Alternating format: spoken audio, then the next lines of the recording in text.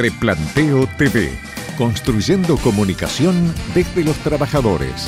Un programa semanal con la información, hechos, memorias, testimonios y los datos fundamentales de la realidad uruguaya.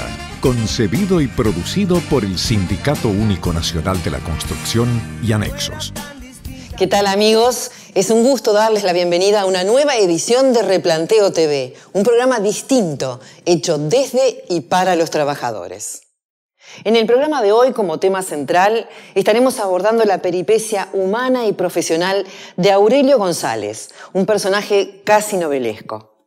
Aurelio nació en Marruecos, llegó a Uruguay como polizón y se convirtió en un testigo privilegiado de la historia de los últimos 60 años de nuestro país.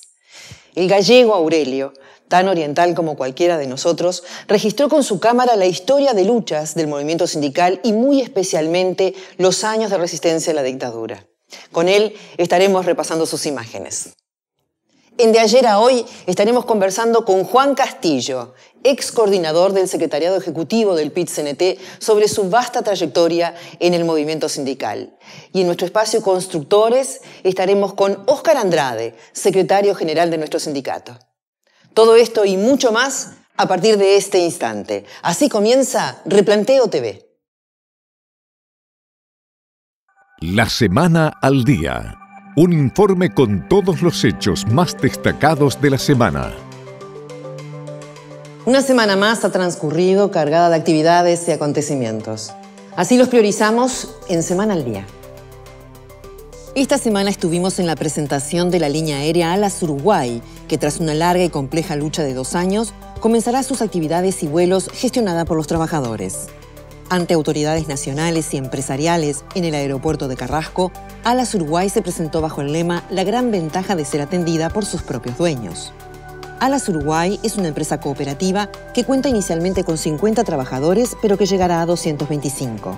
La flamante compañía aérea está esperando la llegada de un Boeing 737-300 con 134 asientos y una capacidad de casi 3.000 kilos de carga por viaje.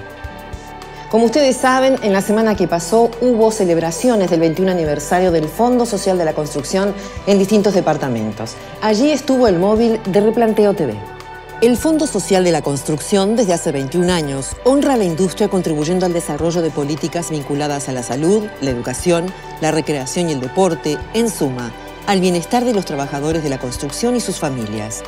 Son miles los kits de útiles que se reparten para escolares y liceales cada año y miles las órdenes entregadas para atención odontológica, óptica y cursos de computación.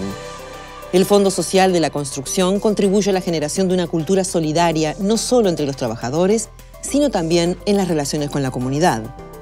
Estas imágenes corresponden a la celebración de este nuevo aniversario del Fondo Social de la Construcción en Rivera, La Valleja y Colonia, donde hubo música, entretenimientos, juegos inflables, talleres, en una celebración para toda la familia.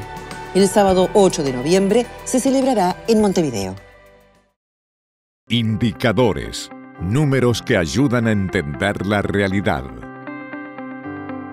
En el reciente encuentro programático, el ZUNCA reclamó una ley integral de salud y seguridad en el trabajo. Nos parece importante tener presentes los avances alcanzados en esta materia. La cobertura formal en salud aumentó de 660.000 a 2.300.000 y en el 2016, todas y todos los uruguayos y uruguayas tendrán cobertura a través del FONASA. Se crearon más de 100 servicios de salud integral adolescente, los cuales antes de la reforma no existían. Se incorporaron 5 nuevas vacunas al certificado esquema de vacunación. Se estableció la gratuidad de tratamientos oncológicos, radioterapia y quimioterapia. Ticket único por región para tomografías y resonancias, independientemente del número de enfoques, utilización de contraste o anestesia. En los últimos 6 años se realizaron 50.000 cirugías oftalmológicas. La tasa de mortalidad infantil en 20 años se redujo de 19 por 1000 a 8.8 por 1000 nacidos vivos y se llegó a la tasa de mortalidad más baja de las Américas. Uruguay es un ejemplo mundial en cobertura de vacunación con acceso gratuito, llegando a más del 95% de su población. En el año 2013 se dio cobertura odontológica a más de 60.000 niños y niñas en forma gratuita en casi 600 escuelas urbanas y rurales de todo el país. Uruguay es el país que más ha logrado la reducción del tabaquismo en toda América. El tabaquismo en adolescentes se redujo de 30 a un 13% en 10 años. Estos son datos generales de la evolución de la salud en el país, asunto este que es preocupación constante de los trabajadores. Es bueno recordar que el encuentro programático del Zunca se pronunció por una ley integral de salud y seguridad en el trabajo. En instantes seguimos con más Replanteo TV. Replanteo TV. Una imagen vale por 1000 palabras. Esa es una frase hecha, porque vivimos en una sociedad impactada por las imágenes. Estamos en el apogeo de una cultura esencialmente audiovisual. De allí la preocupación del Zunca por alcanzar también un espacio de comunicación como este, porque nada puede sustituir el valor de las palabras, ese distintivo testimonio humano.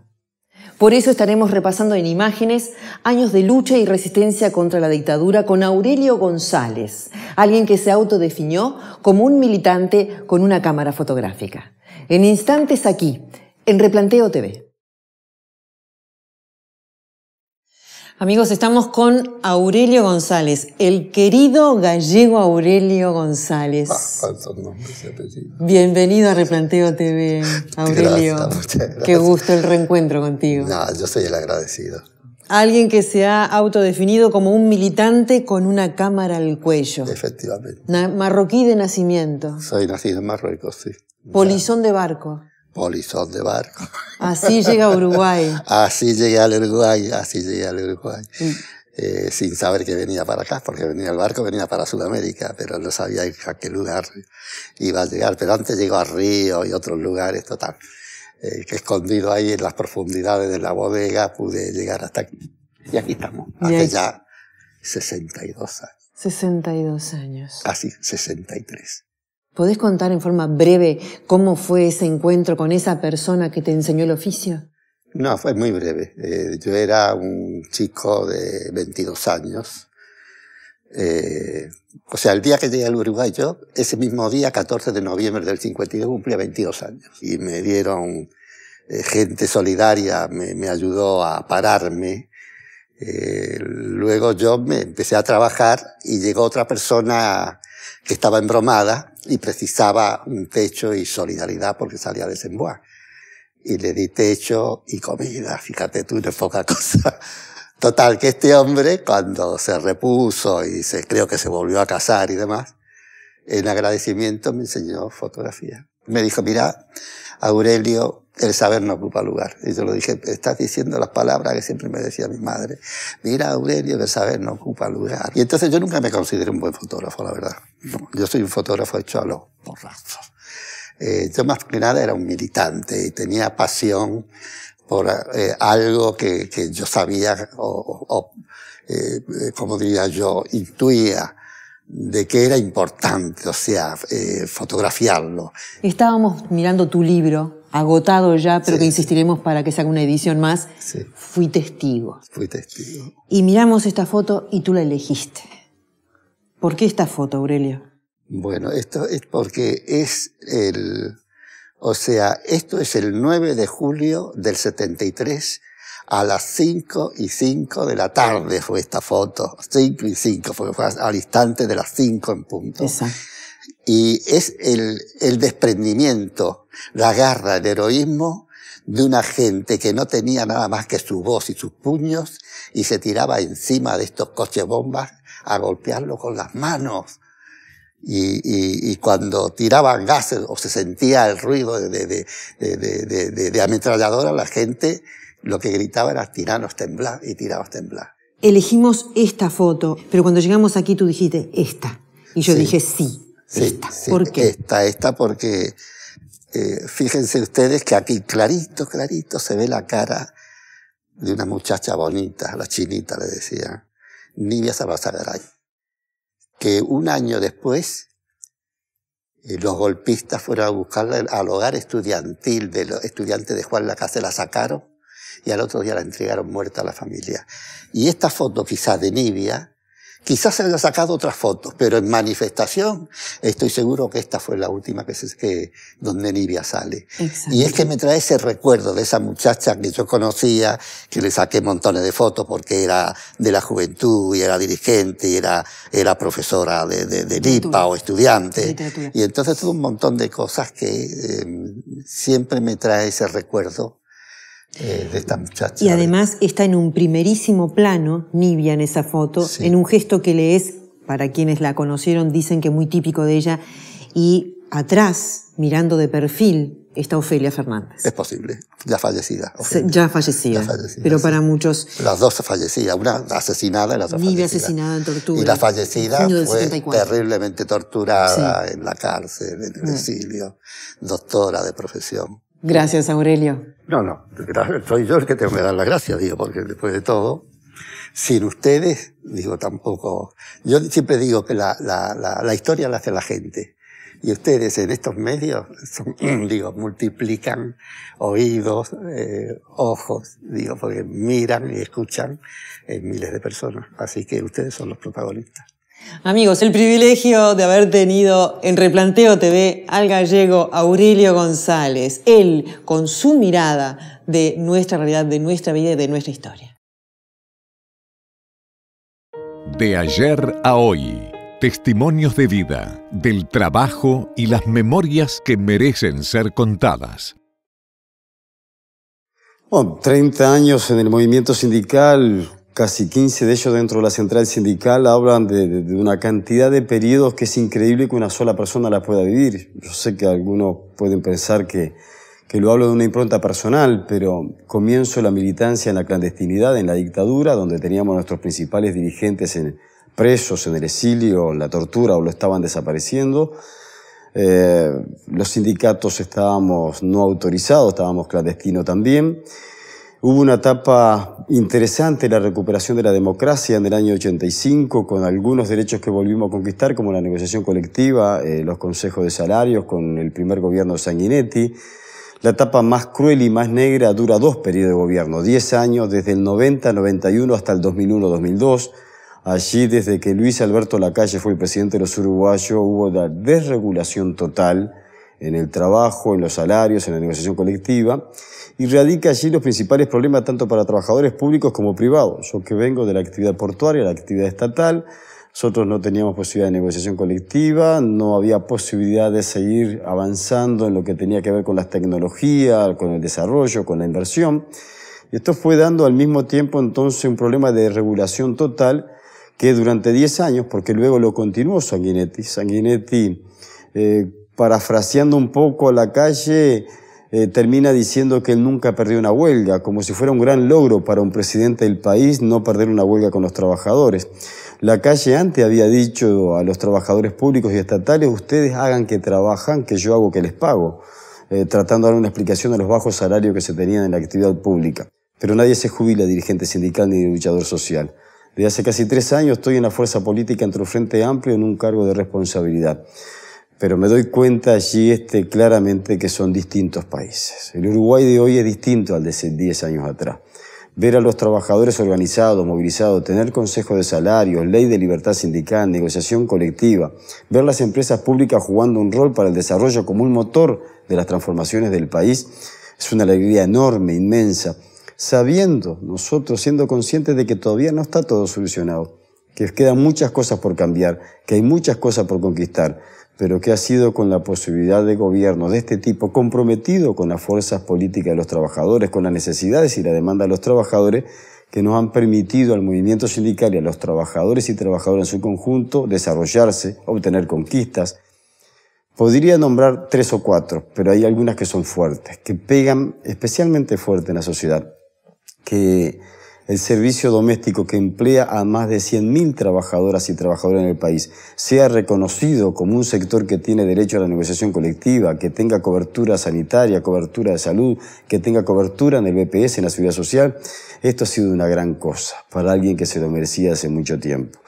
Tener ahora la ley de 8 horas para el trabajador rural y del campo, más allá de que tengamos dificultades para aplicarlo in situ, Pues una cosa de que la ley no resuelve todo, que hay que salir a trabajar en el campo para generar conciencia con los compañeros. Es una gran cosa para nosotros ver que no hay dos clases de hijos y entenados en los trabajadores uruguayos. Tener la ley de responsabilidad penal empresarial para defender la vida, para poder defender con alegría el hecho de la certeza de que vayas al trabajo y que tengas casi la seguridad de poder volver y no darle el último beso a tu familia cuando salga a trabajar. Son cosas para nosotros importantísimas que tienen un valor mucho más importante que una ley para un sector específico en determinado momento. Son ley o leyes que nos devuelven los derechos. Y yo creo que este ha sido el salto más cualitativo. Tal vez la cuestión política más importante que haya tenido el país es que los uruguayos, en un conjunto, tengamos más derechos. Eso habla de una mejor calidad en la democracia de nuestro país. Óscar Andrade, nuestro secretario general, ha sido una figura central en la conquista de avances en materia de derechos, negociación colectiva o leyes fundamentales como la de responsabilidad penal del empleador. Óscar, además, es de los que cree que la felicidad está en saber dar. Por eso el Zunca ha redoblado su presencia allí donde sea necesario. En instantes, Óscar Andrade en nuestro espacio Constructores, aquí en Replanteo TV. Replanteo TV. Es un gusto darle la bienvenida a Óscar Andrade, quien no necesita mayores presentaciones en esta casa, secretario general de nuestro sindicato, y le vamos a decir bienvenido a casa. No, el gusto es mío estar acá con ustedes y bueno, felicitarlos por el programa, agradecerlo personalmente, la verdad que es un instrumento de comunicación muy necesario. Óscar, ¿cómo nace tu vinculación con la construcción? Bueno, yo tuve mi primera experiencia sindical fue en el medio rural, que duró medio poco porque no nos daban trabajo después en las quintas, pero después tuve años trabajando de panadero, que fue mi primer gremio. Fue de los pocos a los que la calle no le quitó la negociación colectiva porque ya la perdió en el gobierno de Sanguinetti. O sea, el último convenio firmado fue del año 87, 88. Y por dos cosas. Un poco por escaparle al trabajo nocturno. El trabajo de noche te genera una condición de vivir a contramano. Pero también la industria de la construcción tenía una mística que es, por lo menos para mi cabeza, para mi experiencia personal, era fabulosa, ¿no? Era fabulosa. Que la mantiene. O sea, construye una identidad al sindicato que asocia al trabajador y el trabajo a su organización. Eso creo que existe acá y no existe en ninguna parte del mundo. Y bueno, la industria de la construcción de ahí para acá... no pudiste salir. No, claro. No, yo le tengo una deuda que no le voy a poder pagar nunca. Un poco me sacó 18 años, me sacó Valle, pero no del gremio, porque me sacó de la industria, porque tuve como 2 años sin trabajar en el 2002-2003. Volví al gremio de panaderos, yo por eso con el gremio de panaderos volví a trabajar aunque sea un par de noches por semana en medio de la crisis, pero eso, a ver, acá tuvimos en ollas populares sin tener que comer, con el gremio con la luz cortada, y nunca en el momento más duro, más dramático, faltaba algún compañero que pudiera arrimar aunque sea una bolsa de papa para arrimar, para poner algo en la olla. O sea, yo creo que el sufrimiento ensancha la base. Y la vida del trabajador de la construcción, como tiene un vínculo al trabajo que es episódico, que hoy trabajás, mañana no trabajás, genera una relación profundamente humana. Y las condiciones de trabajo donde además te precisás colectivamente. O sea, vos estás armando un pilar acá. Pero si el otro flaco allá no armó el pilar y si aquel no armó la pantalla para ascensor, la losa no va a avanzar. O sea, el avance es colectivo, no es individual. Genera una relación que es yo creo que explica una relación humana que es muy importante. La semana pasada hubo un encuentro de importancia estratégica, un encuentro de trabajadores, el segundo encuentro nacional programático del Zunca. Muchos delegados, miles de delegados, visitantes internacionales de alto prestigio. ¿Cuál es tu evaluación de ese encuentro? ¿Qué aporta desde el punto de vista programático? Primero que yo creo que es una buena cosa el método que se recorrió. O sea, desde febrero, marzo de este año fueron instalándose talleres temáticos que intentaron ir profundizando temas en 5 áreas específicas: seguridad social, derecho laboral, negociación colectiva, inversión y empleo y el Uruguay solidario. Fueron 5 ejes temáticos que trajimos especialistas, fuimos, vinimos, comparamos propuestas, tratando de que si durante el proceso de discusión en cientos de asambleas, en cientos de seminarios, recuerdo un seminario que se hizo en Montevideo y estaba retransmitido por la cuestión de las tecnologías hoy para los compañeros que estaban en el plenario en Durazno, participación también de delegaciones de América Latina durante todo ese debate a lo largo del año, llevaron a una síntesis.